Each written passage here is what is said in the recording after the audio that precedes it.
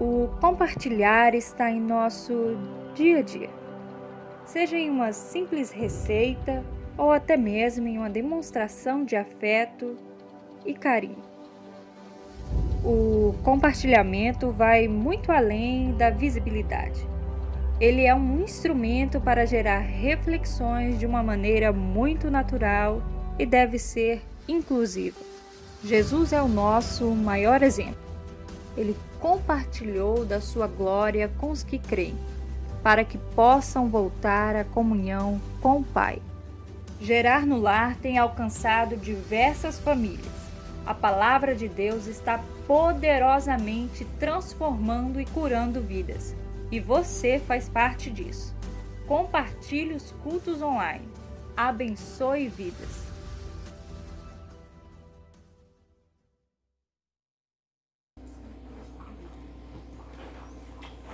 A graça e a paz do nosso Senhor e Salvador Jesus Cristo seja com todos e com todas. Amém, irmãos e irmãs? Amém.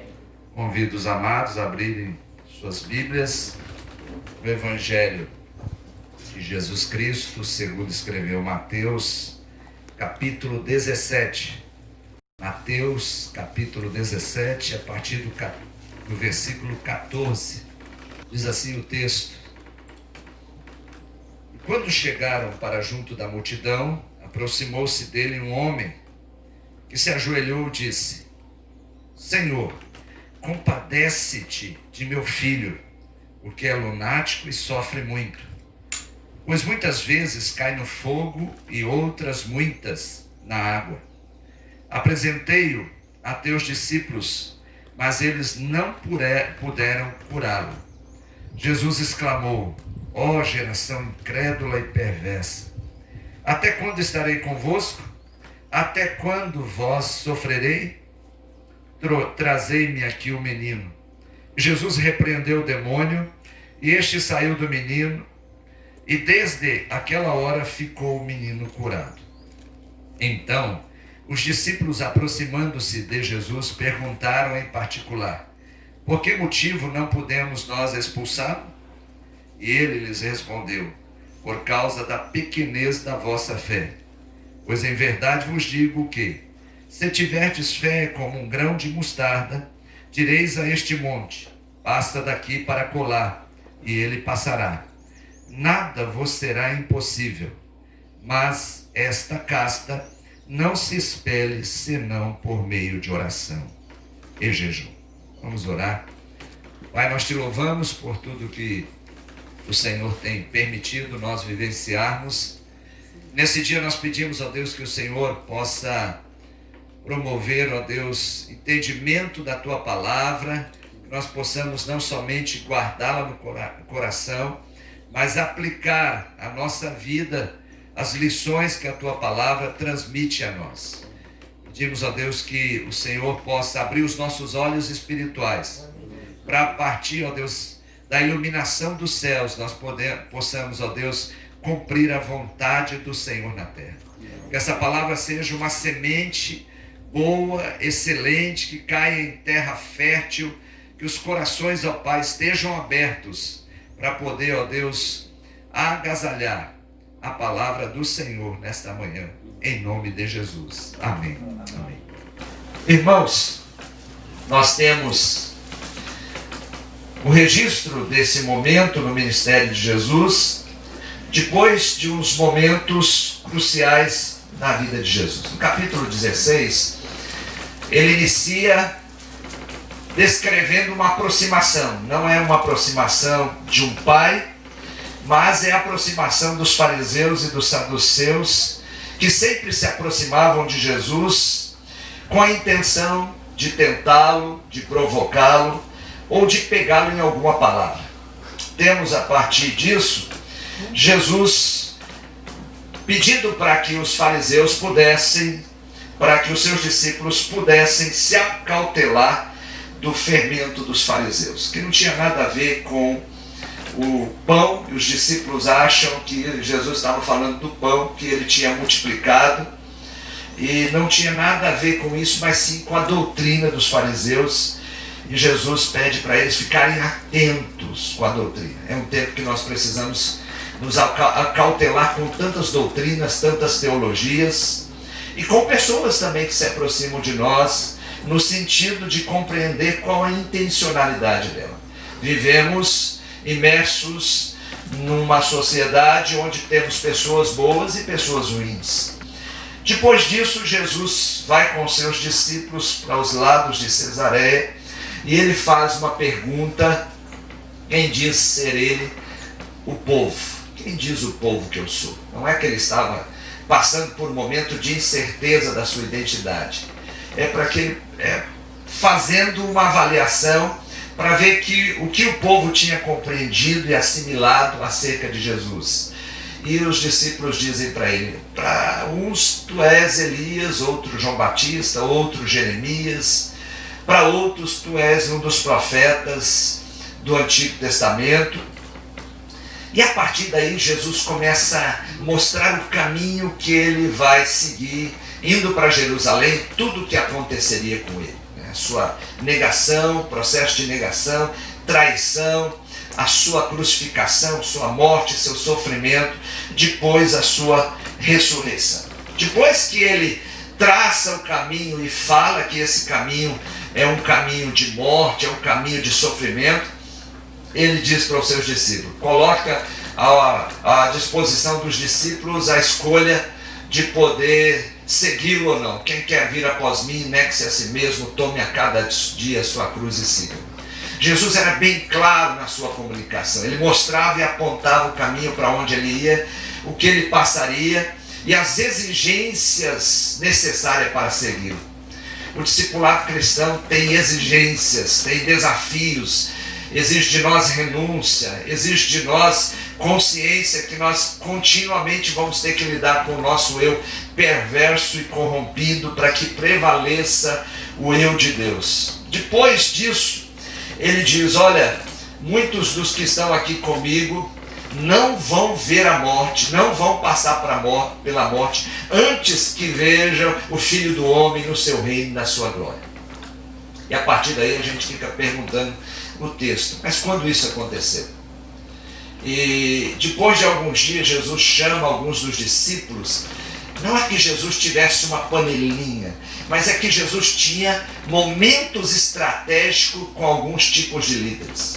Tiago seria o pastor, e foi o pastor da igreja de Jerusalém, a principal igreja naquele tempo de expansão do reino e da igreja depois da ascensão de Jesus. Jesus sempre tinha um momento à parte com Tiago, com Pedro e João. Pedro seria aquele que proclamaria após o Pentecoste que aquilo era cumprimento da profecia do que disse Joel, e ele se torna um grande pregador do Evangelho e pastor da igreja de Cristo. E também João, que era o discípulo amado e que escreve as cartas de João, e também a ele Deus dá a revelação das últimas coisas do Apocalipse. Jesus tinha momentos especiais com ele. Não é que era uma panelinha, mas tinha momentos. E Jesus sobe para o monte e chama só Pedro, Tiago e João. E eles têm uma experiência tremenda, uma manifestação sobrenatural. E ali nós temos o registro da transfiguração. Jesus está ali no monte orando, está ali naquela conexão com o Pai, e de repente o seu rosto começa a se transformar, e há uma transfiguração, e há um resplendor de glória, e de repente há uma manifestação de Elias e de Moisés. Em Cristo nós temos o cumprimento da lei, e nós temos o cumprimento da promessa dos profetas. Moisés representando a lei e Elias representando os profetas. E nós temos diante daquela manifestação espiritual gloriosa, a manifestação do Pai, mais uma vez autenticando a identidade do Filho e o ministério do Filho. E ouve-se uma voz depois daquela manifestação gloriosa, o reino de Deus. Ouve-se uma voz, e a voz do Pai dizendo: este é o meu Filho amado. E aí ele não vai dizer o mesmo que está escrito em Mateus 4, depois daquela experiência, Mateus 3, depois da experiência de Jesus passando pelo batismo, que ele diz: este é o meu filho amado em quem me comprazo, em quem me alegro, em quem me satisfaço. Em Mateus capítulo 17, a transfiguração, ele traz a voz dizendo: este é o meu filho amado, ele é Deus, ele é o Messias, e ele diz assim: a ele ouvi, deem ouvido ao que ele fala. Porque nesse processo todo de Jesus subindo para Jerusalém e tendo essas experiências, era difícil para eles poder assimilar o caminho que Jesus ia passar. Na ideia deles, o ungido era aquele que tinha sido prometido pelos profetas, e o entendimento deles que Jesus traria um reino davídico, um reino terreno. Ou seja, o Messias vai tomar o governo romano, vai restabelecer a ordem e nós vamos reinar com eles. Tanto é que quando eles estão subindo para Jerusalém, a mulher de Zebedeu diz assim: ó, quando tu chegares no teu reino, lembra dos nossos filhos, coloque um à esquerda, à tua esquerda, e outro à direita. O entendimento é que Jesus reinaria. E Jesus o tempo todo vai dizendo: o meu reino não é deste mundo, o meu reino não é deste mundo. Eu vou morrer, eu vou ser preso, eu vou ressuscitar. E quando Jesus fala a ele ouvir, ele pede para que essa audição seja uma audição onde haja entendimento da missão de Jesus. Lá na frente isso vai acontecer. Depois que Jesus sobe e depois que Jesus ressuscita, eles entendem claramente que Jesus era o Filho de Deus e que ele veio passar por tudo isso e que ele ia voltar para o Pai, mas que ele era o caminho, que ele era a verdade, que ele era a vida e ninguém podia ir ao Pai senão por ele. E aí os discípulos dão continuidade à tarefa que começa com eles pós-cumprimento da profecia, e isso vai se estendendo e chega até nós, e agora é o nosso tempo de darmos continuidade a essa tarefa numa visão de Cristo, não numa visão humana de um pastor e de uma igreja. A visão de Cristo é uma visão de mundo. Quando ele chama os 12, ele diz: ide, pregai o evangelho em Jerusalém, em Samaria, na Judéia, por todo o mundo. A missão de vocês não é uma missão que se reduz a um contexto geográfico. A missão de vocês é o mundo todo. Isso que eu compartilhei com vocês, preguei. Eu vim aqui com o cumprimento da promessa: eu sou o Filho de Deus. Agora a tarefa de vocês é olhar para o mundo. Por isso não cabe a nós vivermos numa igreja, numa visão tão reducionista, tão pequena. Nossa visão é de mundo. E aí o restante, quem tem responsabilidade quando nós assimilamos a visão de Deus, é Deus de prover aquilo que é necessário para nós podermos chegar aonde devemos chegar dentro da nossa temporalidade. Mas nós temos que viver com base na visão de Deus. E nunca a visão de Deus se resume a um bairro. Nunca a visão de Deus se resume a uma cidade. Nunca a visão de Deus se resume a um estado, a uma nação. Deus olha para as nações. Deus trabalha com as nações. Nesse tempo nós estamos vendo o juízo e a manifestação de Deus sobre as nações. E essa manifestação não se limita a uma face de Deus, que é a face de justiça e de juízo, mas é a face de misericórdia. As nações precisam compreender que nosso Deus é o Deus de misericórdia e que quer chegar a eles como luz e esperança para uma vida pós essa vida passageira e finita. Conversava com o Dr. Russell, pastor Russell, nosso irmão que deu testemunho, e ele falando da visão dele de se estabelecer no Brasil e a partir dali plantar igrejas em vários países. Singapura, continente asiático, continente africano e tantos outros países. Nós conversamos sobre a importância de plantação de igrejas no Brasil também. É um homem que chegou no momento da vida que ele disse assim: eu tenho tudo, eu não preciso mais de nada para viver, eu tenho dinheiro para o resto da vida, tenho muitos recursos. E Deus, depois de uma experiência de dor, dá uma visão nova para a vida dele, que é uma visão de plantação de igreja, de expansão do reino.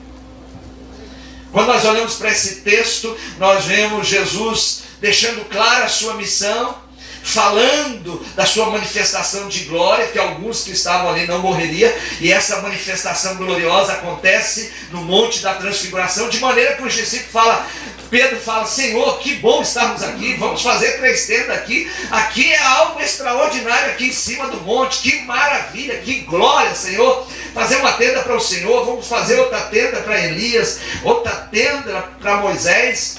Então aquela manifestação foi uma manifestação espiritual, irmãos. Não houve nenhuma reencarnação naquele momento, mas é uma manifestação espiritual. Moisés e Elias estavam ali em espírito, e há uma revelação naquele monte, e de repente, depois de toda aquela experiência, Jesus desce no monte. O Jesus do monte é o Jesus da glória. Tem hora que nós estamos no monte, mas tem hora que nós temos que descer para o vale. E ele desce. E quando ele desce, o texto diz que ele se dirige para a multidão. E aí, em Mateus, nós temos uma conclusão do texto. Mas eu gostaria de pensar o término do relato do médico e evangelista Lucas, que está em 9:37. Que a conclusão é outra desse momento de Jesus com esse pai. Mateus 9:37. Lucas 9, versículo 43. E todos ficaram maravilhados ante a majestade de Jesus. Eu lendo esses 2 textos com base nesse último versículo de Lucas, onde ele registra esse acontecimento. Eu arranquei desse texto essa expressão: maravilhados diante da majestade de Deus. Fico imaginando depois que ele desce daquela experiência sobrenatural, estão lá os seus discípulos, mas não somente, ele vai em direção dos discípulos e da multidão.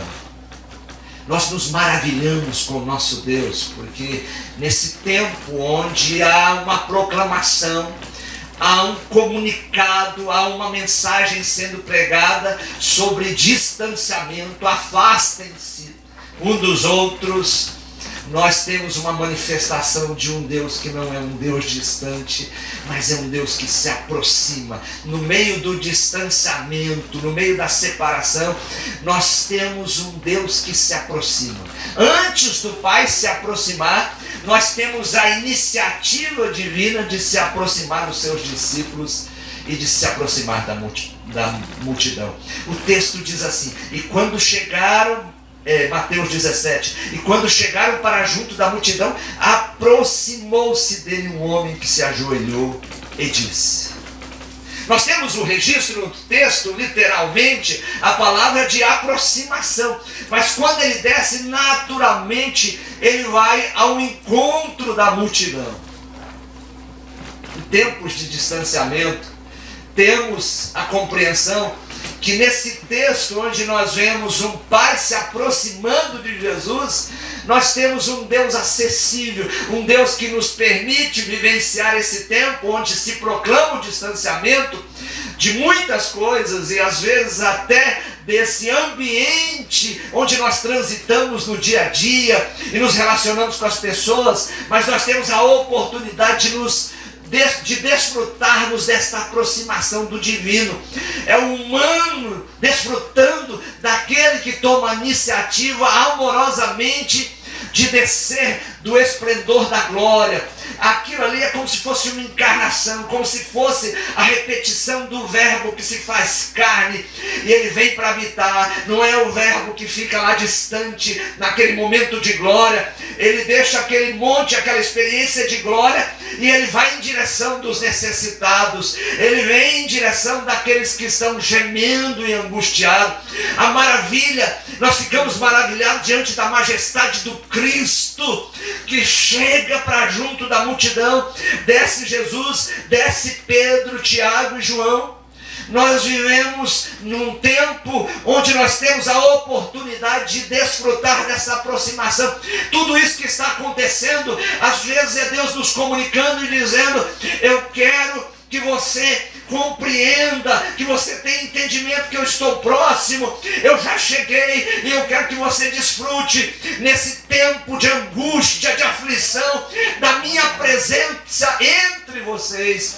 Nós vivemos nesse texto maravilhados diante da majestade do Cristo, que se aproxima, e é uma aproximação que gera acessibilidade relacional. A coisa mais gostosa é você se relacionar com alguém e entender que aquela pessoa se relaciona com você não por aquilo que você tem, não por aquilo que você pode oferecer a ela, mas pelo caráter dela, pela essência dela. E Jesus, quando ele se aproxima, ele nos permite desfrutar desse caráter, e nele nós temos a suficiência para a vida.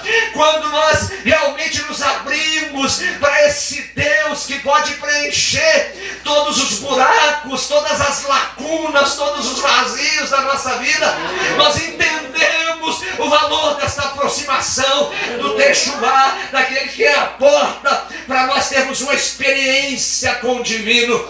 E muitas experiências grandiosas e maravilhosas na nossa vida não vai ser quando nós estamos no monte, não vai ser quando nós estamos por cima, vai ser quando nós estamos nos vales, nos desafios da vida. Jesus desce no monte a glória contemplativa. Existem momentos que nós vamos ficar sozinhos com Deus e vamos desfrutar da contemplação da glória de Deus, como aconteceu com Isaías, e nós vamos ter experiências marcantes com Deus. Esse espaço que nós temos, irmãos, é para isso. Está sendo preparado um monte ali para você, de tempo em tempo, sair da sua casa. O monte ali já está praticamente limpo, a boa parte, e você não ficar muitas vezes remoendo as suas angústias, as suas inquietudes, e dizer: Deus, eu estou com sede de paz, eu estou com sede de vida, eu vou buscar a tua presença, eu vou desfrutar daquilo que tu pode me dar, aquilo que a vida muitas vezes não me deu, aquilo que eu me imaginava que eu ia ter. Uma das coisas que eu ouvi do nosso irmão Russell foi dizer que ele desejou ter tanto, e ele teve tudo que era possível, acumulou tudo, e ele chegou um dia, diante de tanto dinheiro, de tantos recursos, ele poder entender que aquilo não fazia nada, e que não era aquilo que trazia satisfação para a alma dele. Quando nós ficamos maravilhados diante da majestade de Cristo e desse Deus que nós servimos, que ele não é um Deus somente transcendente, ele é o Deus dos céus, mas ele é o Deus da terra. Ele é o Deus de Davi, que Davi disse assim: olha, meu Deus, ele é o meu Deus, ele é o Deus dos exércitos, ele é o Deus de Jacó, ele é o Deus dos patriarcas, mas ele é o nosso Deus pessoal. É você poder dizer: eu tenho um Pai celestial, eu tenho um Deus que cuida de mim, eu tenho um Deus que eu posso chegar na presença dele porque o véu foi rasgado, eu tenho um Deus que eu posso me aproximar dele sem temor, sabendo que ele sabe quem eu sou, das minhas falhas, das minhas faltas, e ele me acolhe com misericórdia e graça. Ficamos maravilhados diante da majestade de Cristo, não só porque ele manda embora o Espírito e repreende, mas porque no contexto todo e no registro do texto nós vemos essa majestade indo, vazando do nosso Senhor.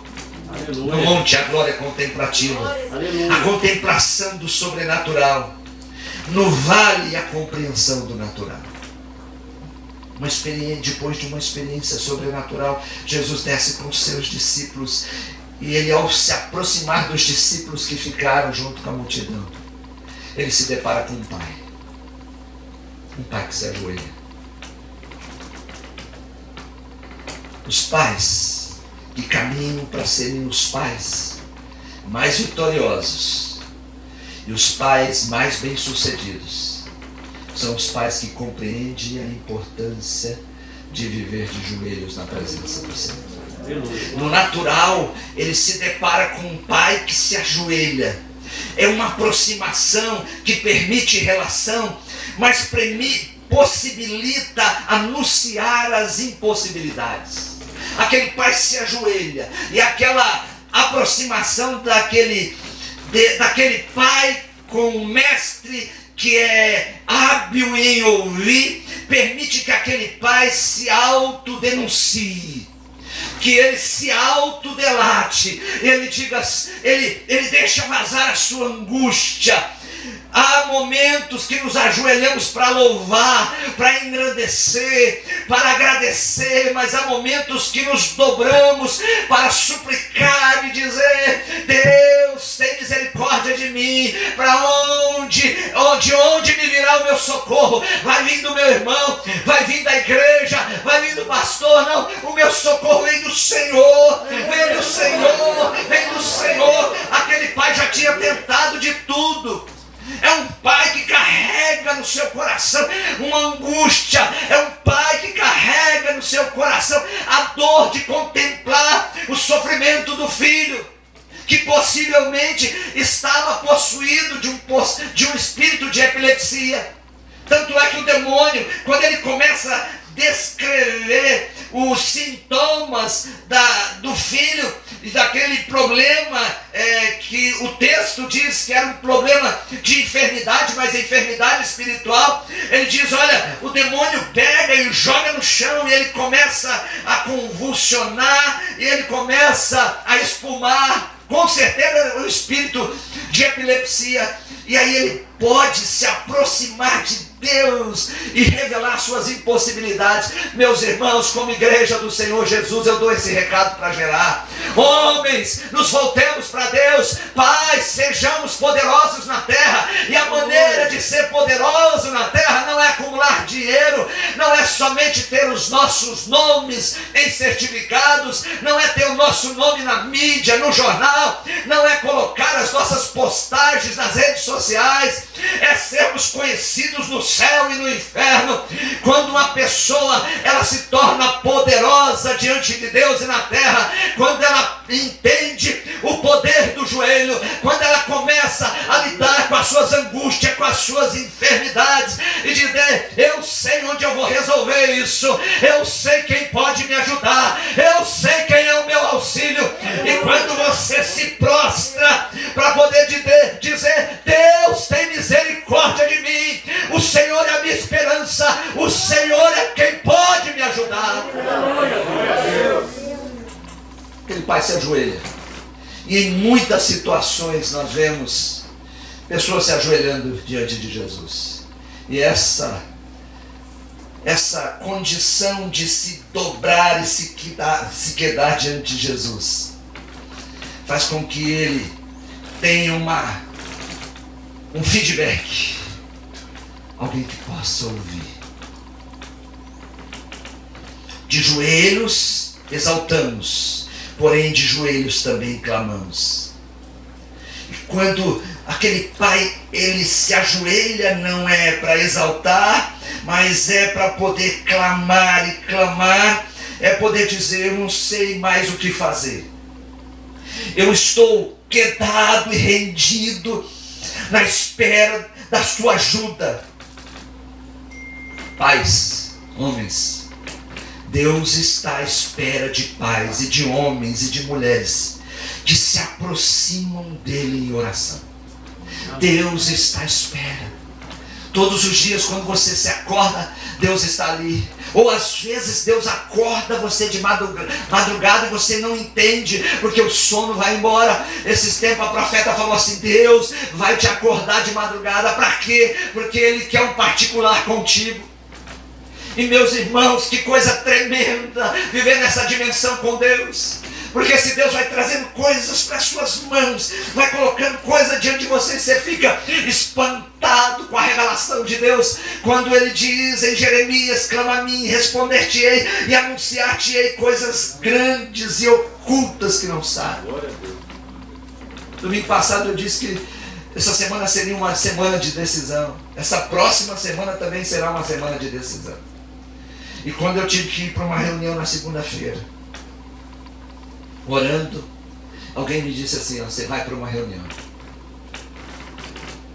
Deus já tomou conta de tudo. E depois que você tomar a decisão nessa reunião, você vai ver as revelações de Deus. Sabe onde vem isso? Em oração. Glória a Deus. Em oração. Se não fosse em oração, jamais saberia de coisas que estavam ocultas. A oração nos coloca diante da contemplação da glória de Deus e do poder revelador de Deus. Dias atrás, eu estava orando com um grupo aqui, e de repente uma pessoa que eu nunca tinha visto estava no nosso meio. Era um grupo de homens de negócio, de empresário, e ele disse assim: pastor, tem alguém próximo do Senhor? E ele disse a mulher, disse a cor da saia da mulher, e ele disse assim: isso. Eu espantei, nunca tinha visto esse homem. E aí Deus vai trabalhando, Deus vai revelando, Deus vai trazendo a luz. Nós precisamos entender, irmãos, como Deus trabalha conosco, esta igreja, trabalha com outras igrejas também, mas como Deus usa pessoas de forma extraordinária. E Deus também se revela propriamente a nós. Sabe o que é isso? É resultado de uma disposição de chegar até a presença de um Deus que é acessível, que conhece as nossas impossibilidades. E nós temos uma arma poderosa. Descubra isso, Pai, nesse dia. Descubra isso, homem. Descubra isso, mulher. Deus está à espera de pessoas que se aproximem dele em oração. Precisamos de um reavivamento na igreja. Não é de músicos profissionais, não é pastores hábeis em poder pregar a mensagem do Evangelho como capazes em persuadir a multidão. Nós precisamos que Deus olhe para a terra e veja uma igreja quedada na presença dele, dizendo: Deus, olha para nós, Senhor, nos coloque na lista daqueles que vão permanecer na tua presença. O nosso Deus é um Deus que trabalha com recrutamento. É como se fosse um destro psicólogo organizacional. Ele olha para o mercado de trabalho fora, ele olha para dentro do seu povo, e ele vai recrutando pessoas, ele vai recrutando, e assim como ele fez com Gideão, como se fosse um destro psicólogo organizacional, ele recruta, ele deixa vir, ele deixa se aproximar, mas chega no momento, como ele fez com Gideão, agora chegou a hora da seleção. Uns ficam, outros saem, uns ficam, outros saem, uns ficam, outros saem. É assim que o nosso Deus trabalha na igreja dele para todo sempre. É um Deus tremendo, meus irmãos. Nós precisamos entender isso, que a oração nos coloca diante da presença desse Deus que conhece todas as coisas e que traz ao seu povo nesse momento o chamamento. Você não pode passar, não pode sair dessa pandemia vivendo com 10, com 5 ou com algumas migalhas de tempo na presença do Senhor. Deus está te chamando para ter como prioridade na sua vida a oração. O que você está fazendo? O que você faz como prioridade? E não é o seu trabalho, não são as suas pós, não são as suas formações. Minha prioridade todos os dias é buscar a presença do Senhor e viver a partir da presença dele. Tem que ser isso na sua vida. Se você quer ser poderoso na terra, você pode trabalhar e acumular bens, mas isso não vai te dar aquilo que só o Deus eterno pode te dar. Aleluia. Precisamos de um reavivamento de oração. E 2 princípios nos conduzem ao nosso primeiro passo em direção ao reavivamento. Precisamos nos conscientizar do desespero de nossa situação. Desespero da nossa situação. Viver a vida a partir do plano terreno, distanciado de Deus, é a decisão mais precipitada, é a decisão mais catastrófica da sua vida. Quando você se distancia de Deus e fala: eu sei o que eu vou fazer, eu vou tomar a dianteira, eu vou fazer as minhas escolhas. Precisamos nos conscientizar do desespero de nossa situação. Quando aquele homem se aproxima de Jesus, ele tinha já feito as suas tentativas. Com certeza esse homem já tinha levado o filho aonde ele podia levar. Mas ele chega desesperadamente e se ajoelha e dizendo: eu não tenho outra saída. O mal dessa geração é o distanciamento espiritual. O mal dessa geração é o distanciamento espiritual. Eu não esqueço quando nós íamos para os retiros e eu tinha um grupo de amigos, muitos deles hoje são pastores, estão espalhados pelas nações, e nós íamos para o retiro e chegou o momento que a gente tinha crescido, não era mais adolescente, e a nossa diversão na nossa adolescência era bagunçar nos retiros. A gente bagunçava, ia e desfrutava dos louvores e desfrutava daquele momento que os retiros proporcionavam. Mas nós fomos crescendo, chegou um tempo que nós começamos a ir nos retiros e a gente falava, vamos antes para lá. E nós tínhamos um acampamento chamado Acampamento Batista de Pirapã. E nós juntávamos aqueles amigos, íamos para orar, e ali nós começamos a ter experiências sobrenaturais com Deus. E a gente passava tempo à beira da piscina, e os amigos orando, e os amigos orando, e orando. Quando começava, irmãos, o retiro, parece que havia uma manifestação extraordinária de Deus. Era algo, a forma de ouvir Deus, a forma de tomar as decisões na vida. Tanto é que é num retiro que eu orou com um tema intitulado Espírito Santo, que amigo é esse? Que eu estou lá e o pastor William Baranu que está pregando, e eu pensando em projetos de empresário, e eu ouço a mensagem, e de repente aquela mensagem começa a cair no meu coração, a arder na minha alma. E eu estou lá no fundo, quando eu vejo ele chamando, e algumas pessoas indo na frente, e ele dizendo, Deus está te chamando para deixar tudo, e entregar a sua vida, e cumprir o seu chamado. E eu resistindo, eu fui o último a sair do banco, mas quando eu saí de lá, eu já me vi lá na frente, eu falei, meu Deus, eu me rendo a Ti, eu me entrego a Ti, e a partir de hoje, ó Deus, eu não quero viver para mim mesmo. Tempos onde começou tudo a partir de uma oração. Aleluia. De um grupo de gente, a minha esposa me conhece, ela, desde quando nós começamos a nos relacionar, eu sempre levei ela para a igreja, ela se converteu, nós casamos, e era retiro, era igreja. Eu louvo a Deus porque desde o começo da minha vida até hoje eu sei o que é isso, é lugar de luta, é lugar de peleja. Eu fui concebido em igreja, onde a gente conhece os intestinos da igreja. Eu vi meu pastor morrer e eu vi a esposa dele dizer para aquela igreja, vocês mataram o meu esposo. Eu vi tantas coisas acontecer na igreja, irmãos, mas uma coisa eu vi a manifestação gloriosa, de Deus, levantando pessoas que caminhavam do nosso lado, e nós construímos elos de amizade, e de repente Deus pega essa pessoa, manda para a África, de repente Deus pega, manda essa pessoa para os Estados Unidos e para outras nações. É aquela juventude, hoje marca pessoas e países, porque nós tivemos uma juventude que foi construída com base na oração. Éramos desafiados a ler a palavra de Deus. E quando nós estamos aqui nesse momento, nós vemos um pai que no meio da sua aflição, ele se volta para Deus, reconhecendo o desespero de sua situação. Reconheça o desespero da sua situação. Não ache que a sua vida está sob o seu controle. É a pior coisa que você pode achar. Quantos achavam que tudo estava definido? Eu tenho controle, é eu que governo, é eu que mando, é eu que sei fazer. É o caminho da ruína. Quanta coisa acontecendo no mundo, e de repente Deus dá uma pisada no mundo, e o pé de Deus desloca todas as coisas do lugar, para as pessoas saberem, o Eterno pisou na terra, e quem manda e quem governa é Ele. Esse homem revela para nós que estar próximo de Deus é ter uma oportunidade de poder dizer para Deus o que vai no nosso coração.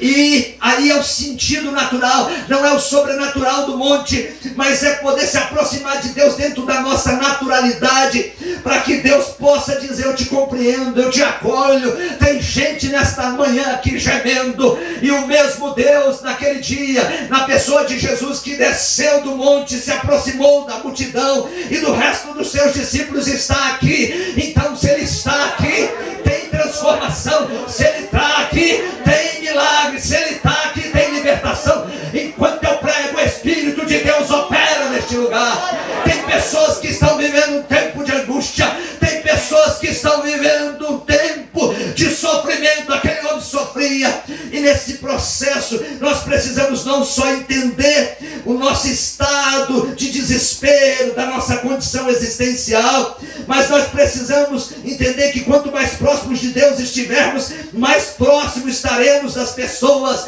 e cheios da glória de Deus. Precisamos entender que a nossa única esperança está em Deus. Necessitamos estar sedentos à comunhão com Jesus. Precisamos reconhecer esse distanciamento do sagrado, do espiritual. Às vezes nos conectamos com tantas pessoas distante de Deus. Vamos nos afastar daqueles que estão próximos de nós. Preste bem atenção. Quando você voltar para o joelho, quando Deus te levantar em poder e glória, no joelho, na oração, na humilhação, no quebrantamento, você vai olhar com mais misericórdia e compaixão que para aqueles que estão do seu lado e que muitas vezes você não tem contemplado e não tem entendido que eles são seres que Deus colocou próximo de você. Uma comunhão que leva à rendição. A rendição move Deus em ação. O ajoelhar, aquele gesto físico, demonstra rendição e move Deus em ação. Precisamos nos aproximar dessa aproximação divina de Deus, rendidos a Ele, rendidos, sem resistência, sem máscara, sem personagem. Aquele homem, ele coloca tudo, a sua inteireza. Eu estou sofrendo, olha o estado do meu filho. Deus deseja agir como resposta do clamor do seu povo. Deus deseja agir como resposta do clamor do seu povo. Acabamos 12 dias de um propósito. Amanhã começa um propósito das 6 às 7 da manhã, 5h30 já estaremos aqui. E alguns irmãos falaram assim: pastor, não me deixa de fora, não me deixa de fora, que eu comecei a contar o que Deus começou a fazer nesses 12 dias. Quanta coisa, irmãos, que Deus revelou, quanta coisa Ele fez, mostrando o quanto Ele faz. Foi um propósito pessoal, e eu tenho hábitos de fazer propósito, mas nós temos a alegria de ter um monte ali. E às vezes eu vejo adolescente, coisa linda, eles vêm para cá caminhar, e de repente você olha os adolescentes, eles estão ali na beira do lago, tocando, cantando, outros orando sozinhos, vão para o canto. Eu fico falando, eu sei onde vai dar isso, eu sei onde vai dar isso, Senhor.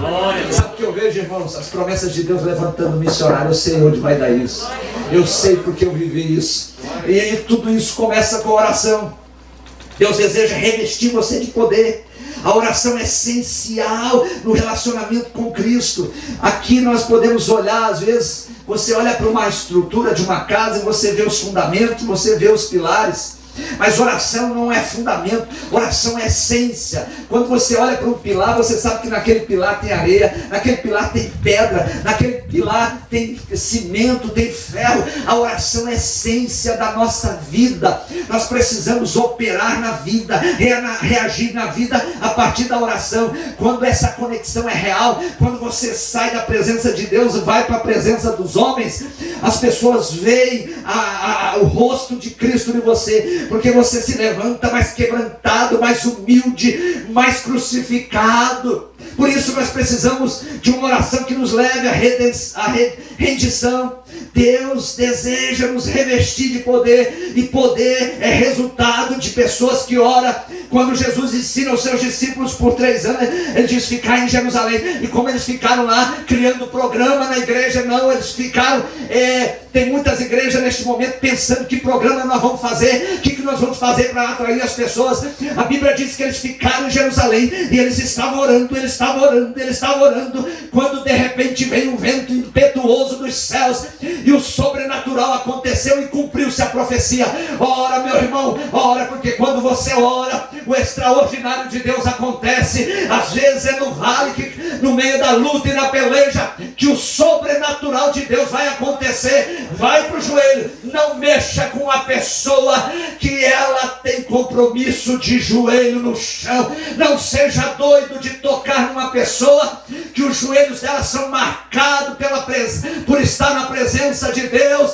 Porque nós percebemos que quando pessoas oram, quando pessoas clamam, Deus lá do céu age. E aí eu lembro do pastor Mauro Clementino: orar é muito bom, orar é sério, mas orar é perigoso. Por quê? Porque Deus responde. Estamos pisando aqui, vamos pisar ali, vamos pisar em outros lugares, vamos para outros campos, vamos mover nesta corações. Sabe por quê? Porque não, porque temos recursos, não, mas temos um Deus que tem todos os recursos necessários. Ele só precisa de um povo que ore, e um povo que tenha fé, e o extraordinário Ele vai fazer por nós. Eu creio nisso, eu creio nisso, meu coração arde. Eu lembro disso, irmão Levi, quando nós começamos ali no Santa Isabel, quando aquele templo caiu aquela cobertura, e nós começamos na primeira ampliação. Eu cheguei naquele lugar, tinha caído o templo. Eu lembro que Deus disse para mim: agora o que nós vamos fazer? Somos uma igreja com poucas coisas, com poucas pessoas, que vamos fazer? E eu lembro que tudo aquilo estava no chão. Eu tinha que dar uma palavra como seminarista, e Deus falou para mim sobre a vida de Abraão, e eu compartilhei uma mensagem sobre Abraão. E no final o irmão Levi falou assim: pastor, pode pegar, pode fazer, irmão Davi, pode fazer, e na época eu era seminarista, pode fazer o cálculo, eu vou dar o telhado. Irmãos, e Deus foi provendo aquele tempo. Se nós disséssemos, vai chegar um dia que essa igrejinha aqui, pequena, com poucas pessoas, vai ter um espaço, vai ter um acampamento que poucas igrejas têm. Essa igreja vai sair para outro lugar, onde outras igrejas não têm. Sabe por quê, irmãos? Porque é nas pequenas coisas que Deus age. Até um tempo Satanás estava ali cirandando, levando pessoas a viver debaixo das ataduras e do domínio das trevas. Mas um dia aquele povo não conheceu, não foi o Levi, não foi o Davi, não foi a Valesca, mas conheceu o poder do Evangelho. E hoje muitos deles estão casados, muitos deles estão vivos. Vocês que estão aqui, muitos de vocês estão vivos. Sabe por quê? Porque teve gente no início que orou, que colocou o joelho no chão, que acreditou que aquilo podia ser mudado. Um deles está na Inglaterra, o pastor Michael, não sei se ele está vivo, mas foi alguém que acreditou, investiu em crianças, e ele olhou para aquele lugar como um lugar que era alvo da graça e da misericórdia do Senhor, e jamais ele imaginaria que chegaríamos nessa condição. E quando eu olho para frente, eu olho nos desafios, mas antes, diante dos desafios, eu olho para a grandeza do nosso Deus. Nós vamos marchar, nós vamos adiante, nós vamos romper, nós vamos marchar, porque nós sabemos o Deus que nós servimos. Aleluia! A ação daquele homem de se render ao Senhor é uma ação de grandeza, não é uma ação que revela algo humilhante. Isso é só possível ser revestido desse poder quando você desenvolve uma vida poderosa de oração. Está com problema na sua casa? Está com problema no casamento? Está com problema no serviço? Está com conflitos pessoais? Vai orar. Vai orar. Está com problema com alguém? Vai orar. Você vai ver o que Deus vai fazer.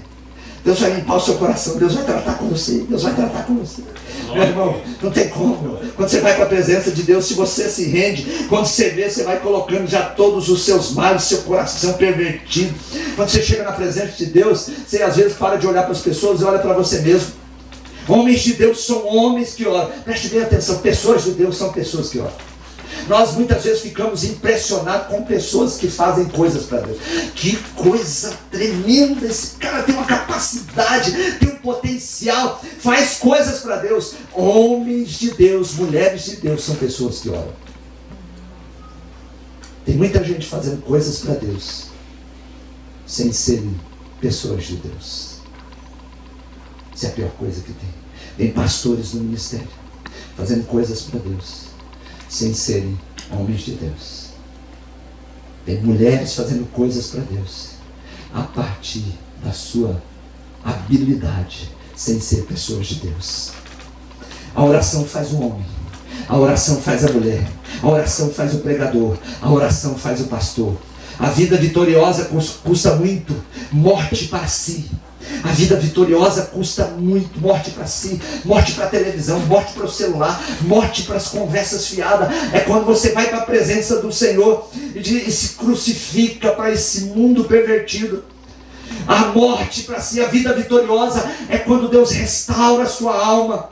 É quando você começa a viver num padrão de um esforço angustiante pelo outro. Aquele homem se dobra diante de Deus, e ele não se dobra por si mesmo, ele se dobra pelo outro, pelo filho, e ele pede misericórdia. Aqui nós temos um pai exemplar, aqui nós temos um pai que nos ensina que lidar com as questões dentro de casa, no dia a dia, em ensinar os filhos, é compreender que nós precisamos depender de Deus. Está com problema em casa, está querendo explodir, está querendo tirar, está querendo reagir, faça como esse homem fez. Ele se aproxima de Deus e apresenta a sua angústia para Jesus. Aleluia, Jesus. A vida vitoriosa custa muito. Tem dia que a gente sai cansado. Tem dia que a gente vem para cá e fala: rapaz, eu dormi tarde. Não é que eu podia descansar um pouco, mas você vem para cá e durante o dia às vezes é cansado. Mas enquanto você está ali às vezes na presença de Deus cansado, e quando nós olhamos para o nosso Cristo, quantos momentos ele esteve cansado? Quando ele estava no barco, cansado de ensinar, de atender a multidão, ele já teve que acordar porque os discípulos faltavam fé, faltou ousadia. Ele repreende o vento. Tem momentos que a gente vem para cá gemendo, tem momentos que nós estamos cansados, tem momentos que a gente fala: rapaz, eu vou ter que ir mesmo, sabe, porque eu assumi o compromisso. E você vem, mas o extraordinário de Deus acontece quando nós olhamos para o Cristo que manifesta a grandeza da sua majestade. Olhamos para esse Cristo que se aproxima, mas esse Cristo que se move em compaixão diante dos nossos sofrimentos. E o texto diz, olha aqui que esse homem diz para Jesus. Mateus 17, versículo 15. Senhor, compadece-te de meu filho, porque é lunático e sofre muito. A compaixão de Cristo, ela se manifesta para um homem que sofria muito. Havia uma intensidade, é um sofrimento intenso. Mas pior do que isso, pois muitas vezes cai no fogo e outras muitas na água. Não é só um sofrimento intenso que vem e passa. Ele está dizendo, é muitas vezes. Eu já estou sofrendo há muito tempo, Senhor. Quantas pessoas estão sofrendo intensamente, e quantas pessoas estão sofrendo há tanto tempo, continuamente. Mas o que fazer? Nos voltarmos para o Cristo que conhece há quantos anos nós estamos lidando com algumas questões. Semana visitando 2 casas, 2 famílias, e orando com elas. Eu estava na minha semana pensando nas necessidades que eu tinha de algumas visitas. Deus me colocou em 2 casas que tiveram problemas no lidar com filhos e filhas, 2 famílias diferentes. E aí você chega na casa, você vê o sofrimento, vê a alegria da pessoa te receber, mas você vê a dor quando a pessoa começa a apresentar a sua queixa diante daquilo que tem acontecido diante da família. Esse homem, ele diz para Jesus: olha, Jesus, ele é lunático e sofre muito. Tem gente aqui que sofre mais do que os outros.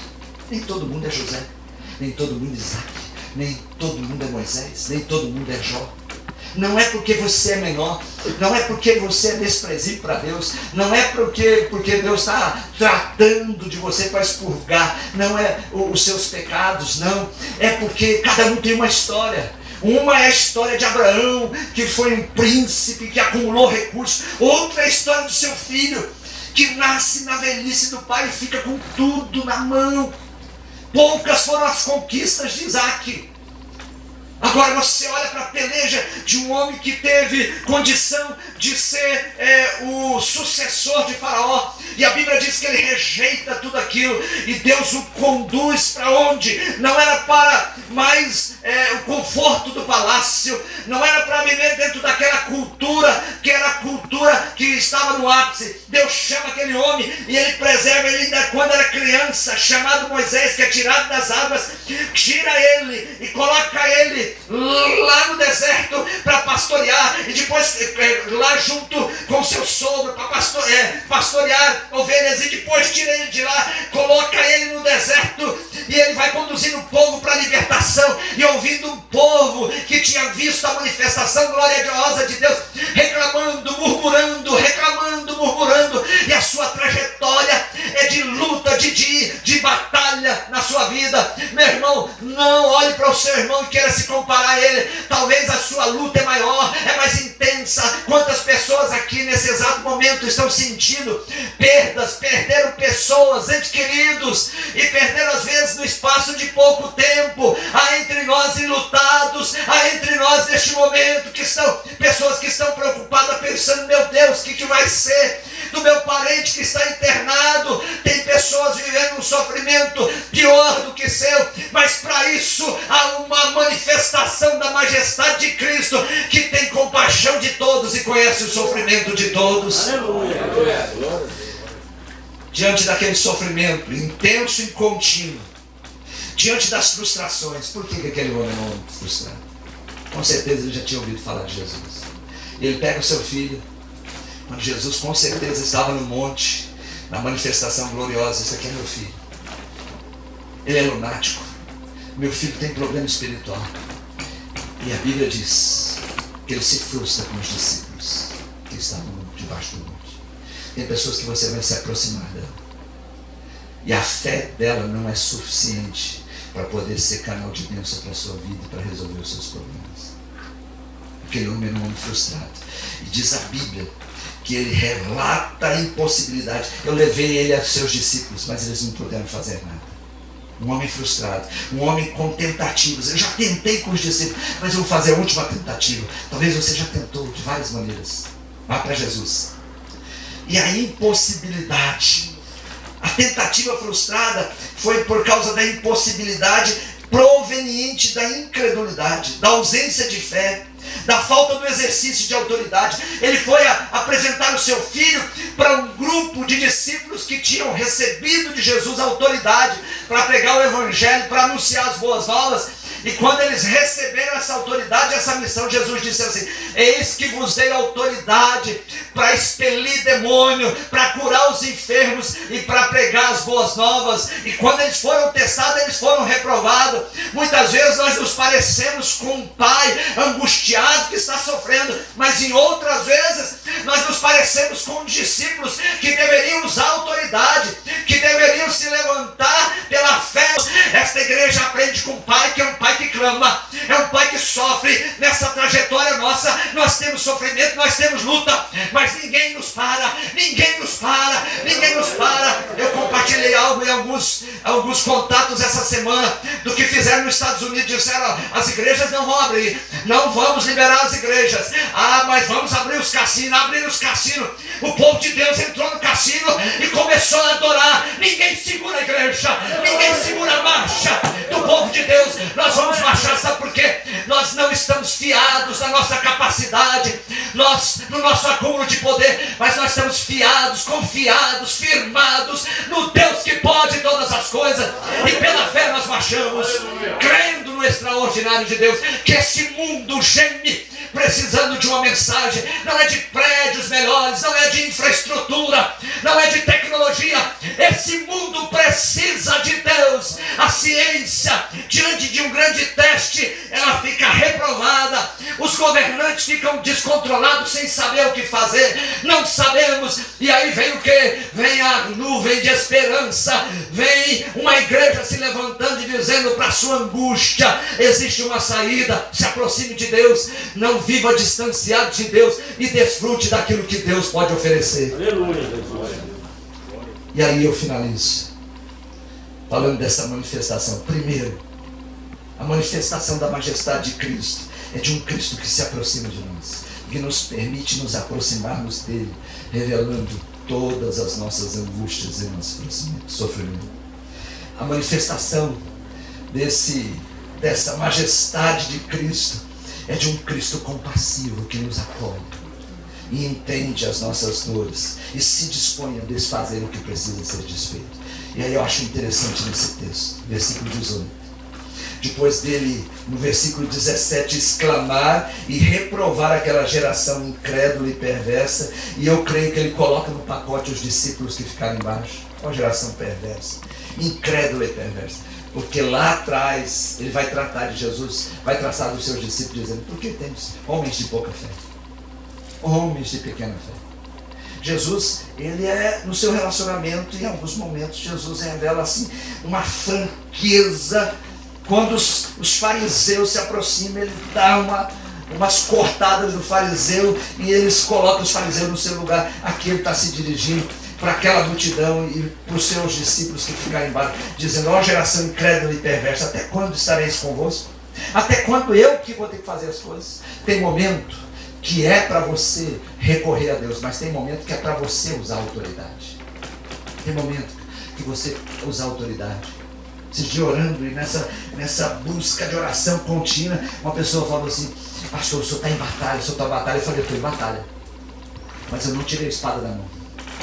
Eu não tirei a espada da mão. Eu sei que nesse mundo tem algo registrado em Efésios 6. A nossa luta não é carne, não é contra a carne ou sangue, mas é contra os principados. Nós sempre estaremos em batalha nessa terra. Quando você acha que está tudo bem, Satanás está tramando algo para te derrubar e para te destruir. É normal. Por isso que nós precisamos orar. Acabei de falar isso para o irmão César há pouco ali. Meu irmão, a oração é contínua, a oração é contínua, a oração é contínua, porque nós estamos em contínua batalha. Satanás não vai te dar folga, não. E quando nós olhamos para esse texto, nós vemos que Jesus reprova aquela geração. E quantos estão sendo reprovados? Quantos profetas estão dizendo: Deus está trabalhando na igreja, Deus está limpando a igreja, porque tem uma geração de gente na frente da igreja e dentro da igreja sendo reprovado. E aí, no versículo 18 diz assim: e Jesus repreendeu o demônio, e este saiu do menino, e desde aquela hora ficou o menino curado. Manifestação da majestade de Cristo é porque ele se aproxima, é porque ele é compassivo, mas é porque ele desfaz. Conhecemos o Cristo que faz, mas é preciso experimentar a manifestação do Cristo que desfaz. Eu estava preparando esse sermão e eu fiquei perguntando: Deus, o que eu falo aqui? Deus falou assim: fala para o meu povo, que o meu povo pede para muitas coisas eu fazer, e que muitos deles precisam que eu desfaça algumas coisas. E aí, 1 João 3,8, João escreveu: aquele que pratica o pecado é do diabo, porque o diabo vem pecando desde o princípio.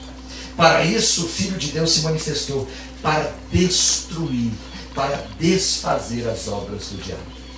Meus irmãos, tem tanta gente que está vivendo hoje, na sua vida, consequências de algo que foi feito nas trevas, que foi planejado para você levar isso, para você viver isso. Quantas pessoas que precisam, eu vou usar esse termo, nem sei se ele existe, de um desfazimento de obras malignas na sua vida.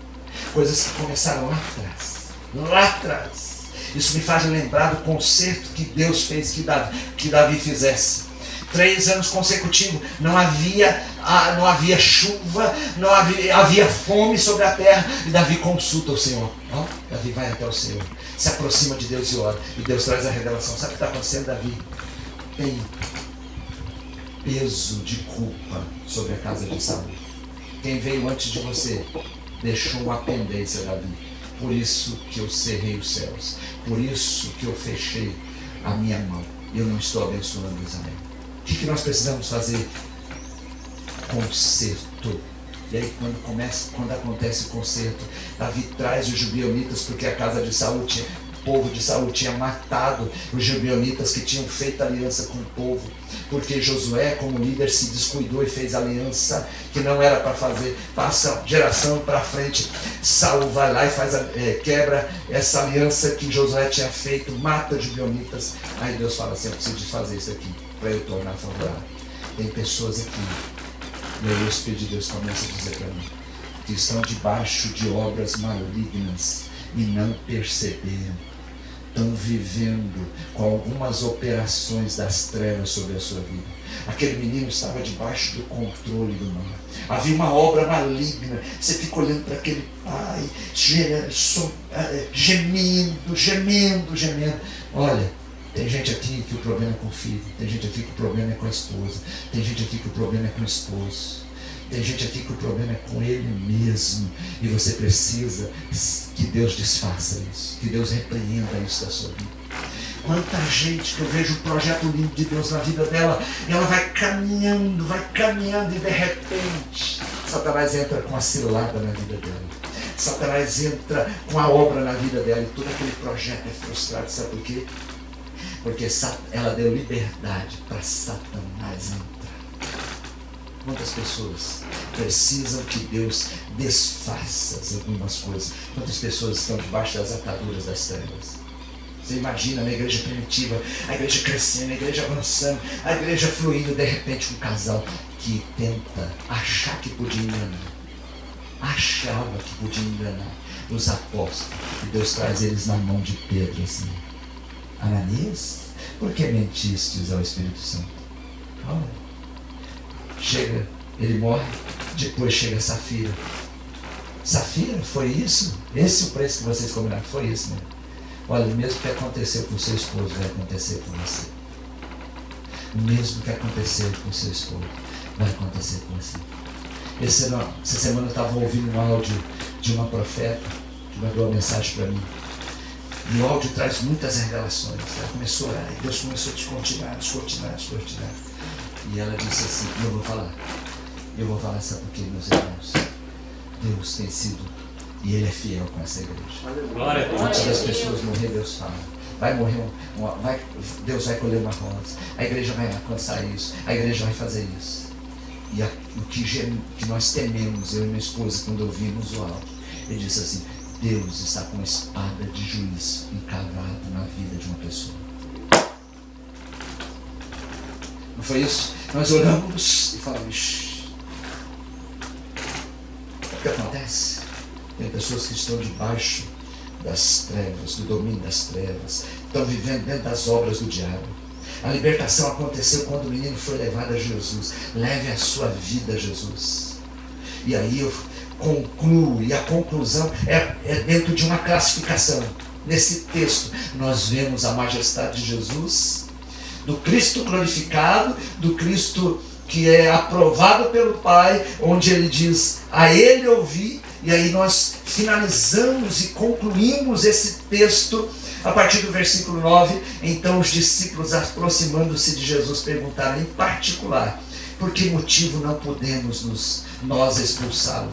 É o Cristo glorificado, é o Cristo que é admirado, é o Cristo que é honrado, que se manifesta diante e se aproxima de um pai angustiado, que intervém na vida de um filho endemoniado e dos discípulos envergonhados. Por que não podemos expulsá-lo? E aí Jesus vai dizer por quê. E aí nós finalizamos o texto. Versículo 20. E ele lhes respondeu, por causa da pequenez da vossa fé. Pois em verdade vos digo, que se tiverdes fé como um grão de mostarda, direis a este monte, passa daqui para acolá, e ele passará, nada vos será impossível. Mas esta casta não se espere, senão por meio de oração e jejum.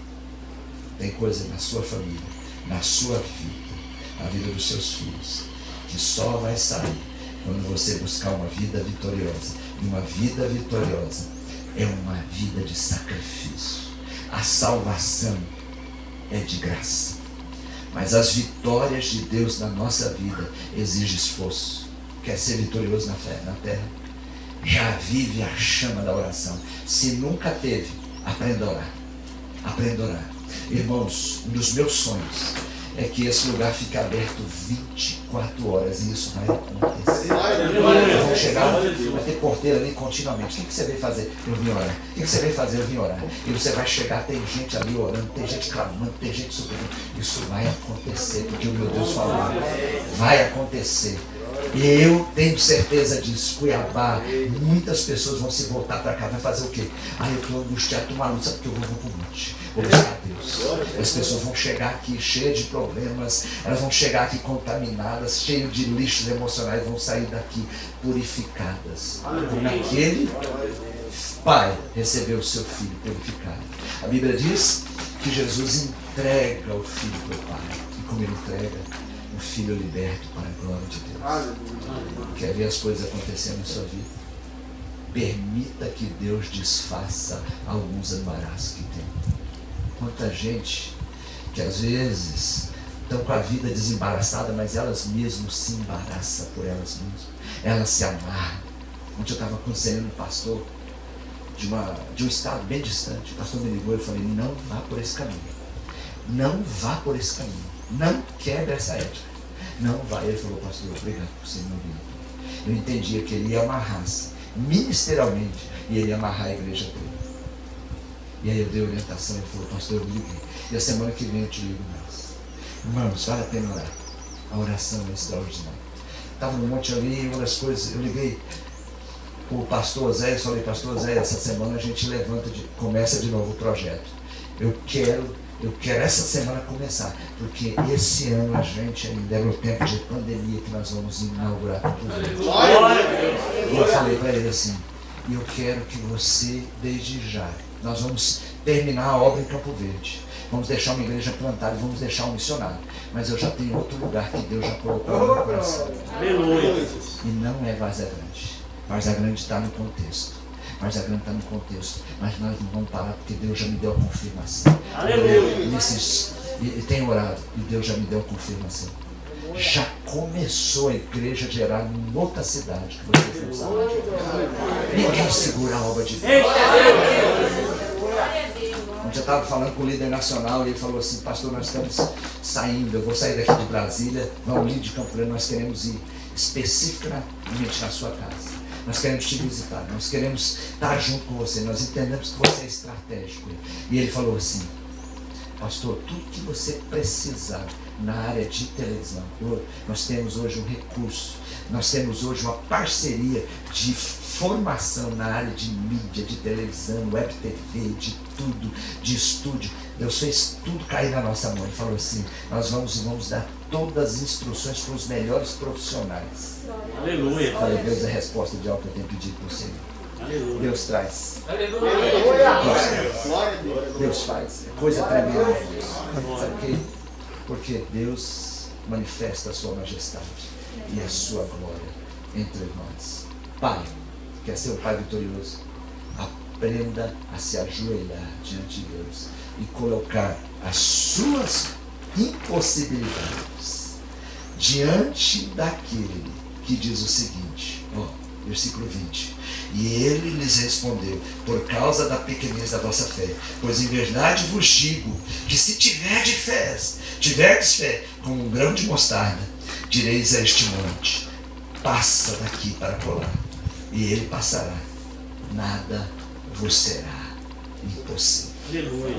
Não sei quantos anos vou viver, mas enquanto eu viver, eu não quero viver a partir das minhas possibilidades ou das minhas impossibilidades. Eu quero viver a partir da possibilidade do meu Deus. Aleluia. Da possibilidade do meu Deus. Vamos orar. Pai, eu quero te louvar, ó Deus, por esta manhã, por esse dia, por este momento aqui no espaço de celebração. Ó Deus, muito obrigado, porque a cada dia este lugar, ó Deus, avança, cresce. E nós louvamos o teu nome, ó Deus, pelos irmãos, pelos pais que estão aqui. E pelo exemplo desse pai que experimenta a manifestação da majestade e da glória de Jesus. Do Cristo que se aproxima, do Cristo compassivo, do Cristo, ó Deus, que age, do Cristo que desfaz as obras do mal. Pai, pode ser que tenha pessoas aqui, mas pode ser que tenha pessoas nos assistindo, ó Deus, na noite desse dia, que precisam de obras serem desfeitas na sua vida. Que essas pessoas entendam a necessidade de aproximarem-se de Deus, se voltarem para Deus. Quantas pessoas guardando no coração, eu preciso orar, eu preciso que Deus me atenda, mas não pagam o preço, não se sacrificam. Pai, o Senhor nos chama para viver, ó Deus, ante a majestade gloriosa e benéfica de Deus, misericordiosa do Senhor. Que o Senhor alcance essa pessoa que está aí nos assistindo, que o Senhor alcance essa pessoa, ó Deus, que está aqui no santuário aqui, que o Senhor, ó Deus, possa intervir e repelir todo mal, libertar pessoas que estão, ó Deus, atadas, aprisionadas em áreas da sua vida, na família, na área financeira, na área sentimental, pessoas que estão presas na área, ó Deus, sexual, que o Senhor possa mudar o quadro, Senhor, que o Senhor, ó Deus, possa desfazer obras e que o Senhor possa ter o seu nome engrandecido, não a nós, mas ao teu nome da glória. Levanta uma igreja, ó Deus, que é conhecida pelo compromisso da palavra, levanta uma igreja, ó Deus, que é submissa à ação do teu Espírito, mas levanta uma igreja que é conhecida, ó Deus, por joelhos no chão, e uma igreja, ó Deus, que é modelada pelo discipulado e pelo processo contínuo de negar a si mesmo, de se humilhar diante do Senhor e de cada um carregar a sua cruz e entender que no final será recompensado pelo Senhor. Se tem alguém nos assistindo neste momento, ó Pai, que Satanás está agindo na vida dessa pessoa, dentro da casa dela, Deus dá ordem aos teus anjos que você receba o milagre aí, que você receba a libertação aí na sua casa. A partir de hoje, estabeleça, Deus, faça com que essa pessoa estabeleça um compromisso com a oração, um compromisso de dependência e de rendição ao Senhor. Vai visitando, ó Deus, aqui o santuário, ó Deus, vai visitando a tenda desse espaço de celebração e vai quebrando as amarras nas vidas de muitas pessoas aqui. E que a graça do Senhor torne-nos, ó Deus, pessoas, não pelo nosso esforço, mas pela sua dignidade, pela sua bondade, pessoas mais do que vencedoras, porque dependem do Senhor e vivem a partir do teu trono de graça. Em nome de Jesus. Amém. Amém. Amém. Como hoje é dia dos pais, eu quero desejar feliz dia dos pais. Um pai vitorioso é um pai que se ajoelha, é um pai que vive na presença do Senhor. Que Deus te abençoe e continue nos acompanhando nas nossas redes sociais. Compartilhe esse culto com outras pessoas. E eu convido você que tem, às vezes, assistido os cultos, a conhecer aqui o espaço de celebração. Estrada da Guia, quilômetro 86. Nós vamos receber você com o coração de Cristo aberto. Que Deus abençoe a sua vida. Fica na graça e na paz do Senhor Jesus.